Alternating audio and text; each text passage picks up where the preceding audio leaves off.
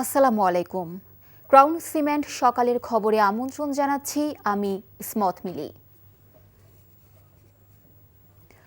রাজশাহী অঞ্চলে হামের প্রাদুর্ভাব বেড়েছে। বিশেষ করে 6 থেকে 9 মাস বয়সী শিশুরা বেশি আক্রান্ত হচ্ছে মারাত্মক ছোঁয়াচে এই রোগে। উত্তরাঞ্চল ছাড়াও দক্ষিণাঞ্চলের কয়েকটি জেলা থেকে আক্রান্ত রোগীরা রাজশাহী মেডিকেল কলেজ হাসপাতালে চিকিৎসা নিতে আসায় রোগীর চাপ বেড়েছে। ফলে চিকিৎসা দিতে হিমশিম খেতে হচ্ছে চিকিৎসকদের। রাজশাহী থেকে সমর সাজুর রিপোর্ট, ক্যামেরায় ছিলেন শরীফুজ্জামান রয়েল।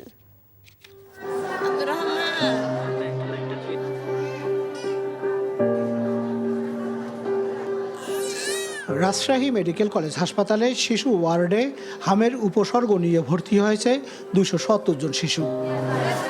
নমুনা পরীক্ষা করে 35 জন শিশুর হাম শনাক্ত হয়েছে। এদের মধ্যে হাম আক্রান্ত একজন এবং উপসর্গ নিয়ে 29 জন শিশুর মৃত্যু হয়েছে। হাসপাতালে চিকিৎসাধীন অনেকেই প্রায় 1 মাস ধরে চিকিৎসা নিলেও সুস্থ হয়নি এখনো। এখন শ্বাসকষ্ট নিতে পারছে না, চোখ ওপর দিকে তাকাইছে, কাশি হচ্ছে। ডাক্তাররা ইঞ্জেকশন দিছে, ওষুধ দিছে, এগুলা খাইছে। বাচ্চা এখন আল্লাহর রহমতে ভালো আছে। ঠান্ডা জ্বর হামি তো এখন আল্লাহর রহমতে বাচ্চা সুস্থ আছে।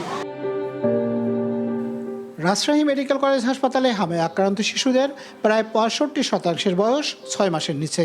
6 মাস পর্যন্ত বয়স যাদের তারাই বেশি আক্রান্ত হয়েছে। মোটামুটি 65% তারাই আক্রান্ত হয়েছে। আর 1 বছরের উপরে আক্রান্ত হওয়ার সংখ্যা খুবই কম। উত্তরাঞ্চল ছাড়াও দক্ষিণাঞ্চলের কয়েকটি জেলা থেকে হামে আক্রান্ত শিশুরা আসছে রাজশাহী মেডিকেল কলেজ হাসপাতালে। এরই মধ্যে তাদের চিকিৎসায় 2টি ওয়ার্ডে করা হয়েছে পৃথক আইসোলেশন কর্নার।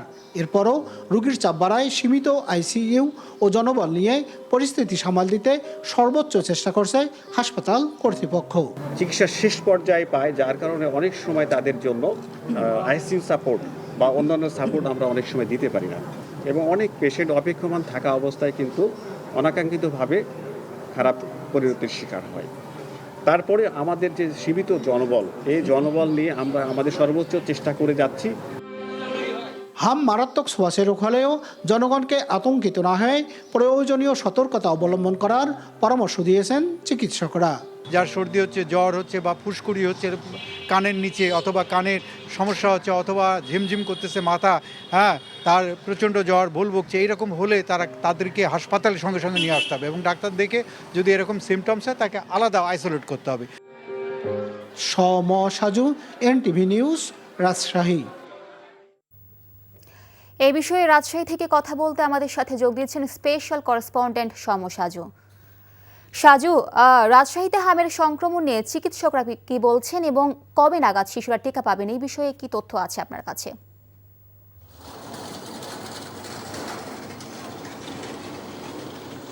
মিলি, আমি এই মুহূর্তে রাজশাহী মেডিকেল কলেজ হাসপাতালের সামনেই রয়েছি।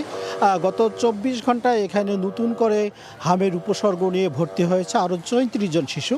আর রাজশাহী মেডিকেল কলেজ হাসপাতালে যে শিশু ওয়ার্ডগুলো রয়েছে সেই ওয়ার্ডগুলোতে এখন পর্যন্ত যে তথ্য আমাদের হাসপাতাল কর্তৃপক্ষ জানিয়েছে তাতে 93 জন শিশু হামের উপসর্গ নিয়ে ভর্তি রয়েছে। আর এছাড়া হামে আক্রান্ত হয়েছে পজিটিভ তারা হচ্ছে 41 জন শিশু।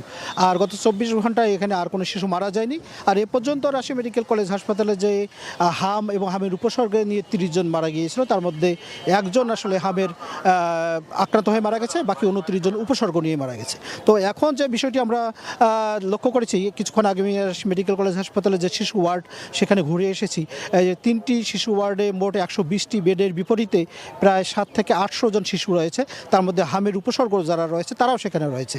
আর চিকিৎসকরা যেহেতু বলছেন যে হাম অত্যন্ত ছোঁয়াচে রোগ, এ কারণেই অনেকেই আশঙ্কা করছে যে শিশু ওয়ার্ডে যারা অন্যান্য রোগে আক্রান্ত অভিভাবকরা রয়েছে তারা বলছে এইসব শিশুকে আলাদা করা না গেলে অন্যান্য শিশু যারা বিভিন্ন রোগে আক্রান্ত হয়ে এখানে ভর্তি রয়েছে তারা হয়তো হামে আক্রান্ত হতে পারে। তো আমি রাজশাহী মেডিকেল কলেজ হাসপাতাল কর্তৃপক্ষের সঙ্গে কথা বলেছি, তারা বলেছেন যে এখানে বেডের অত্যন্ত সংকুলন রয়েছে। আপনি জানেন যে রাজশাহী মেডিকেল কলেজ হাসপাতালটি এখন 1200 শয্যার হাসপাতাল, তবে 550 শয্যা হাসপাতালের যে জনবল এবং অবকাঠামো সেগুলো এখানে রয়েছে।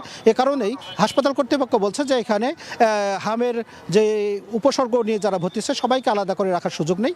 আর কিছুক্ষণ আগে আপনি যেটা বলেছেন টিকা দেওয়ার যে বিষয়টি, টিকা দেওয়ার বিষয়টি কিছুক্ষণ পর আমরা জানতে পারবো, কারণ এখানে কিছুক্ষণ আগে স্বাস্থ্য মন্ত্রণালয়ের সিনিয়র সচিব এবং স্বাস্থ্য অধিদপ্তরের ডিজি তারা এখানে হাসপাতালে এসেছেন এবং তারা এই মুহূর্তে পরিদর্শন করছেন। তার বের হয়ে গেলে আমাদের যে ব্রিফিং করবে তখন হয়তো আপনাকে এই বিষয়ে আমরা আপডেট জানাতে পারবো। মিলি। দর্শক, রাজশাহীতে হাম আক্রান্ত শিশুদের খবর জানছিলাম। কুমিল্লায় হামের প্রকোপ উদ্বেগজনক হারে বাড়ছে। ইতিমধ্যে হাম আক্রান্ত হয়ে ঢাকায় চিকিৎসাধীন অবস্থায় 3 শিশুর মৃত্যু হয়েছে বলে জানা গেছে। জেলা সিভিল সার্জন ডাক্তার আলী নূর মোহাম্মদ বশির আহমেদ জানিয়েছেন, বর্তমানে জেলার বিভিন্ন হাসপাতাল মিলিয়ে অন্তত 21 শিশু হাম আক্রান্ত হয়ে চিকিৎসাধীন রয়েছে। কুমিল্লা মেডিকেল কলেজ হাসপাতালের শিশু বিভাগ ঘুরে দেখা গেছে, জেলার বিভিন্ন এলাকা থেকে আক্রান্ত শিশুদের সেখানে ভর্তি করা হচ্ছে। হাম আক্রান্ত শিশুদের জন্য বিশেষায়িত সেবা নিশ্চিত করতে আলাদা একটি ওয়ার্ড চালু করা হয়েছে। এটা বাচ্চাদেরও হচ্ছে, বড়দেরও হচ্ছে, বিশেষ করে বাচ্চারা যারা আছে তারা ঝুঁকিতে আছে।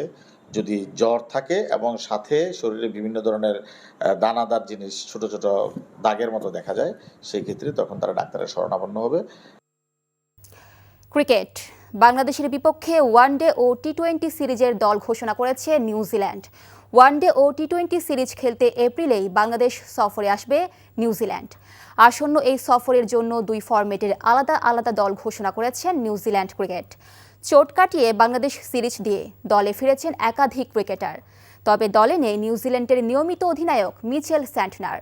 আইপিএল খেলার কারণে এই সিরিজ থেকে ছুটি নিয়েছেন তিনি। স্যান্টনারের অনুপস্থিতিতে 2 ফরম্যাটে কিউইদের নেতৃত্ব দেবেন টম ল্যাথাম। সকালের খবর এটুকুই। এই খবরের ভিডিও সহ আপডেট জানতে ভিজিট করুন এনটিভি অনলাইন www.ntvbd.com। এছাড়াও এনটিভির জনপ্রিয় সব অনুষ্ঠান ও খবরের আপডেট জানতে ভিজিট করুন আমাদের ইউটিউব ও ভেরিফাইড ফেসবুক পেজে।